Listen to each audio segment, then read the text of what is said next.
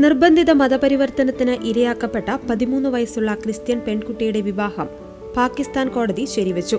പെൺകുട്ടിയുടെ കുടുംബം നൽകിയ ഹർജി തള്ളിക്കൊണ്ടാണ് ഈ വിവാദ വിധി.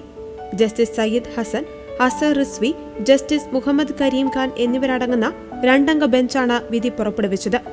പെൺകുട്ടിക്ക് വിവാഹത്തിന് അനുയോജ്യമായ പക്വതയുള്ള പ്രായമുണ്ടെന്ന് കോടതി നിരീക്ഷിച്ചു.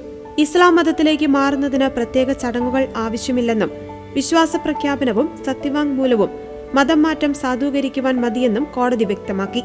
മുസ്ലിം പുരുഷന്മാർക്ക് ക്രിസ്ത്യൻ, ജൂത വിഭാഗങ്ങളിലെ സ്ത്രീകളെ വിവാഹം കഴിക്കുവാൻ അനുവാദമുണ്ടെന്ന് കോടതി ചൂണ്ടിക്കാട്ടി. പെൺകുട്ടിക്ക് 12 വയസ്സ് മാത്രമാണ് പ്രായമെന്ന് കാണിച്ച് പിതാവ് ഷഹബാസ് മസീഖ് സമർപ്പിച്ച ജനന സർട്ടിഫിക്കറ്റ് കോടതി തള്ളി. രേഖകൾ ഹാജരാക്കുന്നതിലെ കാലതാമസവും കുടുംബരേഖകളിലെ വൈരുദ്ധ്യവുമാണ് കാരണമായി പറഞ്ഞത്.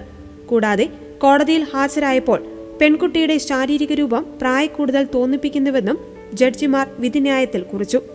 മരിയ ഷഹബാസ് എന്ന പെൺകുട്ടിയെ കഴിഞ്ഞ ജൂലൈ 29-നാണ് പ്രതി തട്ടിക്കൊണ്ടുപോയത്.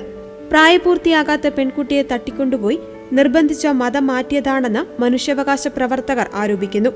കോടതി വിധിക്കെതിരെ പാകിസ്ഥാനിലെ ക്രിസ്ത്യൻ സമൂഹവും സിവിൽ സൊസൈറ്റി ഗ്രൂപ്പുകളും ശക്തമായ പ്രതിഷേധവുമായി രംഗത്തെത്തിയിട്ടുണ്ട്.